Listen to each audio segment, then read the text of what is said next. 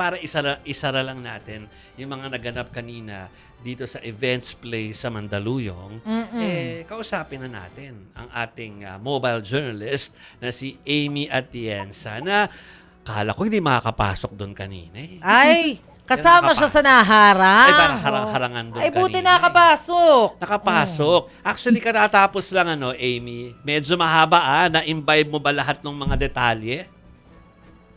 Yes, actually, good evening muna, Jovi, Chiki Yeah. Mase. Kanina nga, around 1 p.m., medyo sinubukan na nga natin pumasok, dito sa Events Place. Dahil nakikita na rin natin yung ilang mga live doon sa loob at mukha nga magkakaroon nga ng at least a press conference dito nga sa Events Place dito sa Mandaluyong City. Well, naging mahaba rin kasi yung paghihintay nga bago simulan yung mismong press conference at bago nga magpakita itong si former Congressman Mike Defensor, kasama na rin yung 18 alleged former bagman ni former Ako Bicol Party List Representative Zaldico. So mahaba yung waiting game, mahaba din nung naging usapan nga pagdating doon sa flood control scandal at doon pa rin sa issue na mariin pa rin ginigiit nitong mga former bodyguards nga At ang nasabi kanina, isa sa mga narinig nga natin ay dito sa pagde-deliver nga daw ng pera. Kaya Senator Chis Escudero na ngayon nga lang din lumutang dahil nung nakaraang BRC hearing, ang nakita natin sa mga listahan mostly ay mga miyembro ng House Prosecution Panel at ilang miyembro na nga rin ng House of Representatives. Ngayon naman, nabanggit nila si Senator Escudero. At may naipakita rin silang larawan kanina kasama si Senator Kiko Pangilinan at ang asawa nitong si Sharon Cuneta doon nga sa Misibis Aviation and Development Corporation na siyang linked din kay Representative Ko at parang may kaugnayan nga daw itong si Senator Pangilinan doon sa company ni Representative Zaldico. So far ay nagtanong-tanong din tayo kung bakit nga ba walang senador na pumunta dito mismo sa Mandaluyong City. Kanina ang nakita natin si Senator Amy Marcos na siya rin umalis at ang nasabi nung simula nung press conference dito mismo sa Mandaluyong nasabi ay meron daw kasing pananakot na ibinibigay ang gobyerno dito sa mga miyembro lalo ng Cayetano Block para nga hindi daw matuloy itong pagdinig ng Blue Ribbon Committee. Pero ang nasasabi rin kasi ng mga dumalo dito, lalong-lalo na si former Congressman Defensor, ay sayang daw kasi ito na nga daw yung opportunity parang isiwalat lahat. Ito na yung last chance, kumbaga. Dahil bukas ay magkakaroon pa nga ng special session pagdating sa Senado na magsisimula nga ng alas 9 ng umaga. Jovi, Chiki Mase. Pero Amy, tama ba ako o baka naman namalikmata lang ako habang binomonitor ko yung mga reports niyo? Ang intention talaga gawing BRC hearing dahil meron sa LED wall nila kanina, tama? Meron nakalagay na Blue Ribbon Committee na hearing yan. Malaki pa nga yung font kung tutuusin, nakita ko. So talaga nakapagtataka na from BRC hearing ay nauwi sa press con. Actually, hindi nyo ina-anticipate natin, Jovi, hearing nga yung mangyayari. Kaya kanina, noong nandoon pa tayo sa labas, hindi pa tayo pinapapasok, may mga van kasi na pumapasok at tinatanong din natin yung ilan sa mga talagang nakaantabay na simula pa kaninang umaga dito at nag-a-assume sila na baka nga daw senador na yung pumapasok. Kanina nung gumagawa din ako ng Facebook Live, may nagbabanggit na si Senator Pia Cayetano daw yun yung pumapasok. Pero wala naman tayong signs at confirmation din from Senator Pia Cayetano herself na pumunta nga dito sa Mandaluyong City. Ang nasabi din dito kanina, nandito si Senator Robin Padilla para nga sa expected na pagdinig para nga dito sa flood control corruption scandal. Pero dahil nga daw sa pananakot ay hindi na nga daw technically natuloy. At tama naman Jovi, meron nga silang poster kahit papano, kahit yung invitation para sa media para nga i-cover itong mismo Blue Ribbon Committee hearing ay nakalagay talaga na magiging pagdinig ito. Pero earlier today, nung around 11 a.m., may nagkaroon din ng post itong mismong Events Place sa Mandaluyong City kung saan sinasabi na hindi na nga daw matutuloy. Pero minutes later, na-delete din kasi. So, inantabayanan at tinabangan pa rin natin kung sakali nga magpapakita yung mga senador dito mismo sa Mandaluyong. Pero natapos yung ilang oras, wala talagang dumating at wala nang nagpakitang senador dito mismo sa Mandaluyong City at ang yung mga bodyguards, former bodyguards na lang yung nagpakita rito mismo sa press Okay. conference na ginawa nga. Isang singit na lang before yung Sige. follow-up mo. Isa na lang. So, kasi kanina ang kanila pong, Amy, yung kanilang battle cry nung umaga, ay tila may panggigipit talaga. So, ang tanong ko lang, meron ba diyang mga puwersa ng pamahalaan na nasa labas man lang kanina to make them feel that way? Na talagang pinipigilan sila? Meron bang kapulisan o kaya ay AFP o kaya ay mga tao ng MMDA na lang din, no? Na pwedeng magsabi na sila yung nape-pressure dyan kanina?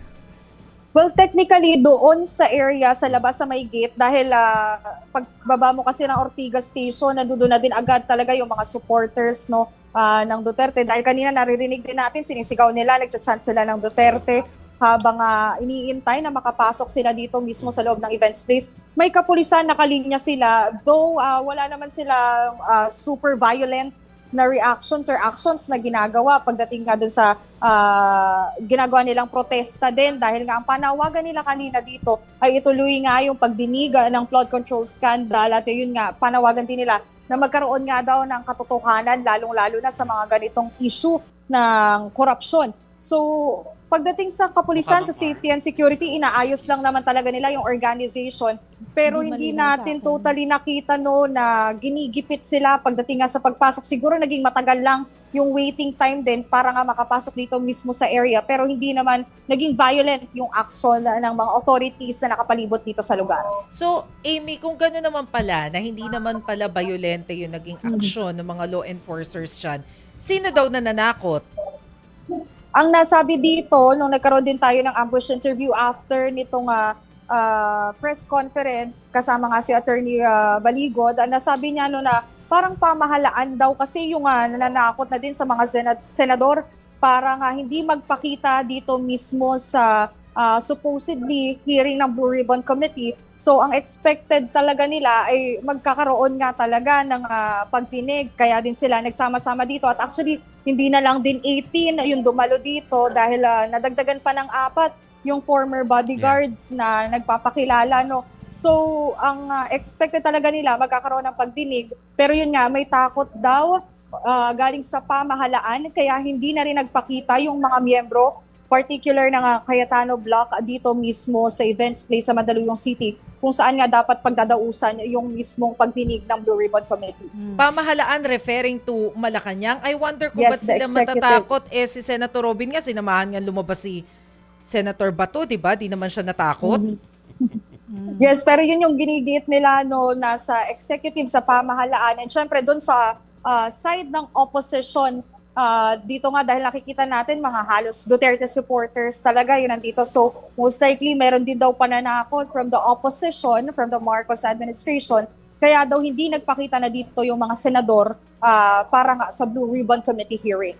Kanina, Amy, sabi mo no, nasabi ni former Congressman Mike Defensor na sana ito na yung last time na mailahad nila kung ano man yung gusto na ipakita sa publiko. So does that mean, or meron ka bang nakausap dyan to confirm na ito na yung last effort nila o attempt of uncovering kung ano man yung gusto nilang mai-uncover dito sa flood control scandal?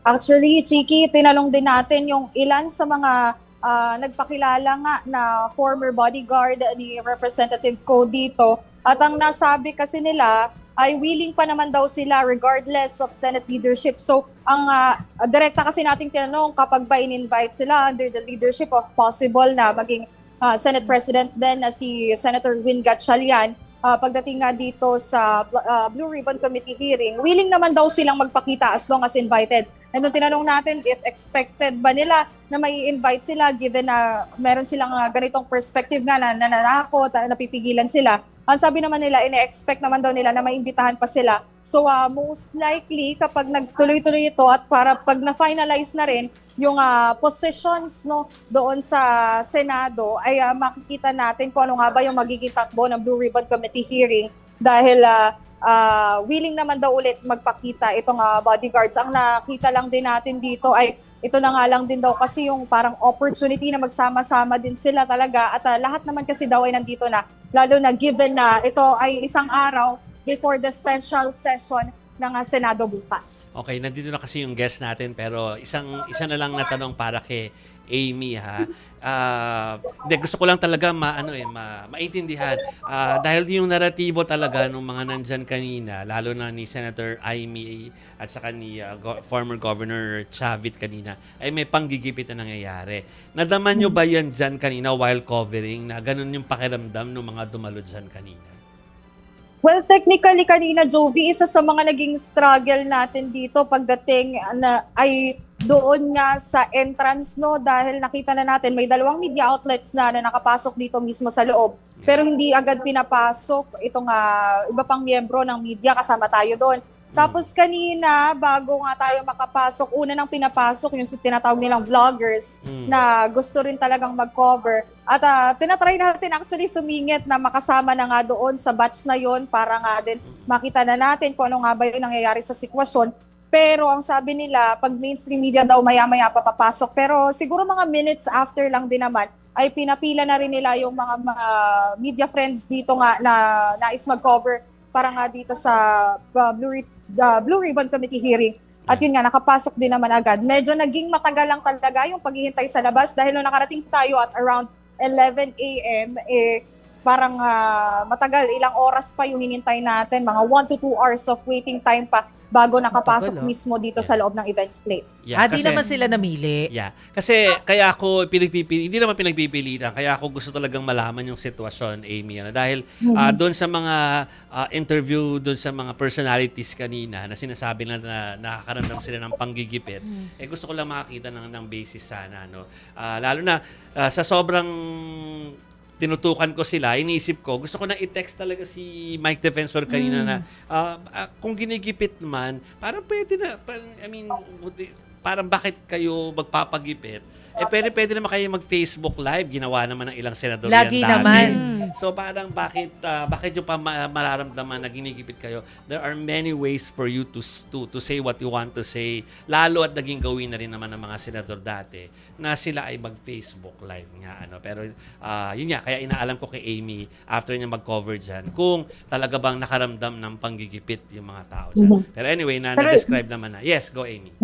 Yes, I don't think din na talagang may panggigipit no na nangyari dahil nung sinabi nga na pwede nang pumasok yung mainstream media bukod doon sa 2 una na nakapasok dito mismo sa loob ay naging maayos naman yung daloy, no, at maging yung kinatatayuan natin ngayon, kung makikita mo sa aking likuran, ay okay naman yung naging location at yung kapulisan talaga ay tumigil lang doon sa may labas, sa may gate para maiwasan nga at maging mas organisado, lalo na kung mayroon pang protesta na mangyayari sa labas during this Blue Ribbon Committee hearing. Sige. So we'll see you na lang, Amy, tomorrow sa special session ng Kongreso at Senado.